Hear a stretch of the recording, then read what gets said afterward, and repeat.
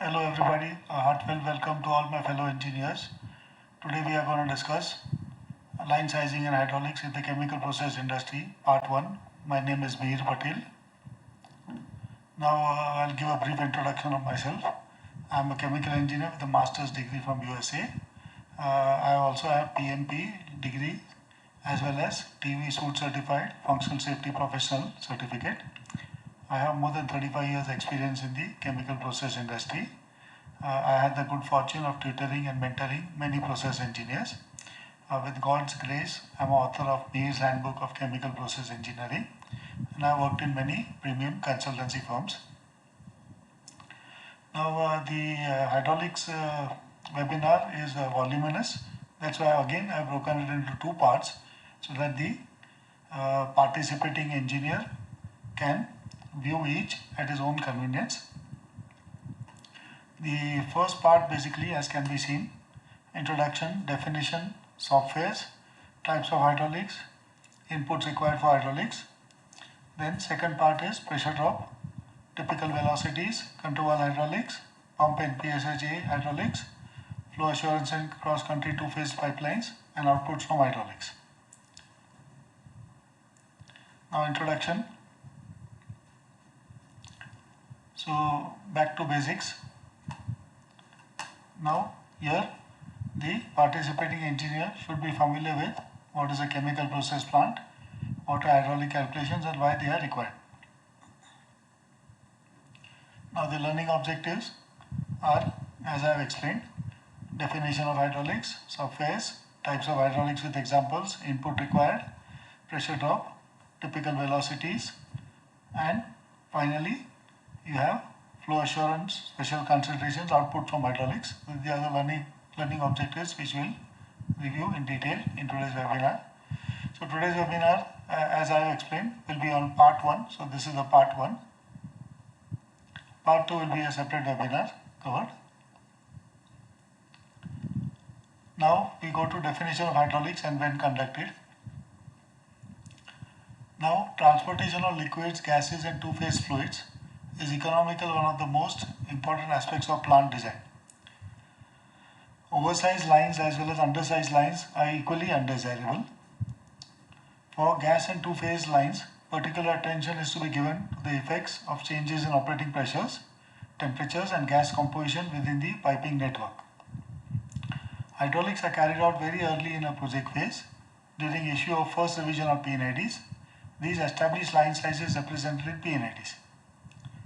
They are revisited for centrifugal pumps for final head check confirmation when isometrics are available and before impeller is fabricated by pump OEM on whom the order for supply has been placed. So this is called final head check stage. Now piping and accessories in gas plants, refineries and petrochemical plants may account for nearly 1/3 of the total capital investment of the plant. Therefore, line sizing should not be taken lightly. It is very important. Piping is to be sized for the controlling operating case determined by analysis of the flow rates, operating pressures and temperatures for all identified operating modes. Consideration is also given to startup and shutdown conditions and other off-design operations where these significantly impact line sizing.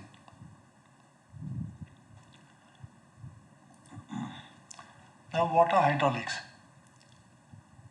Now as can be seen, when an engineer does hydraulics, the task is to create pressure profiles for conditions that the equipment in the unit will see during operation.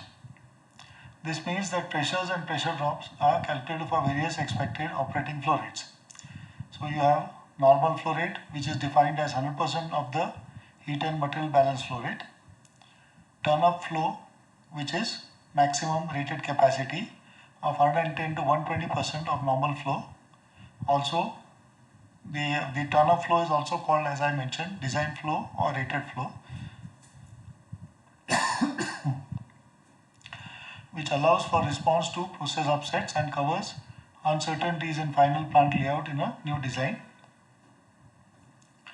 And finally, you have turn-down flow of usually 50 to 60% of normal flow, which sets the maximum control valve pressure drop and ensures that the valve is sized for the full range of operation.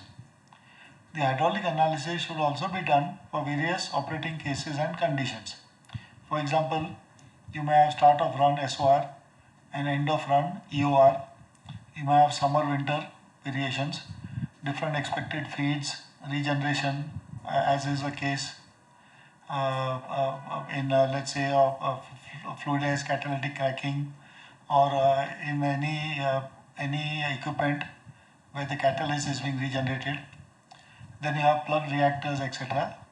So these are the other various cases to be considered. Now, what are hydraulic calculations? Why are hydraulic calculations important? Now, the creation of the pressure profile sets the pump and compressor head requirement at the target normal operating flow. Having several pressure profiles for different flow rates and feed determines the pressure drop range that the control valve is to be designed to handle. By doing the hydraulic pressure evaluation at various expected conditions to be seen in the unit, one ensures in their design that the plant will keep running at those conditions. One can also find the maximum operating pressure that an equipment will see, which helps in determining the design pressure for that particular equipment. When one has an existing unit, one should know the pump head curves, equipment pressure drops and piping layouts. One can do detailed hydraulic analysis to help in troubleshooting hydraulic problems when one changes the flow or alternate operations. So as can be seen in the slide, the hydraulic calculations are very important to determine pump and compressor head requirements, determine control valve requirements, ensure that the unit will operate at conditions other than normal throughput, feed quality and alternate operations, determine design pressure for equipment based on maximum operating pressure, and good for troubleshooting hydraulic problems in existing units. Now the software use.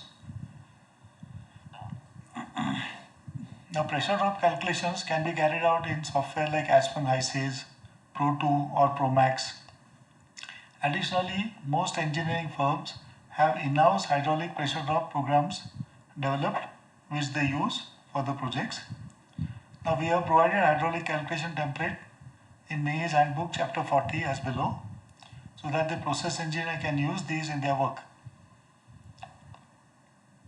For single phase you have gas only and similarly liquid only sizing templates. These templates are based on latest 2K and 3K methods. Now both of these templates use the K method as I explained here, which is independent of the friction factor and Reynolds number. The relationship is K divided by F is equal to L divided by D, where K is the experimentally determined resistance coefficient and F is the friction factor for fully developed turbulent flow. For two-phase also we have a template which is as per API RP 14E for two-phase line sizing. This is for short piping. For very long distance cross-country piping, it is better to do the two-phase line sizing in a reputable software like Old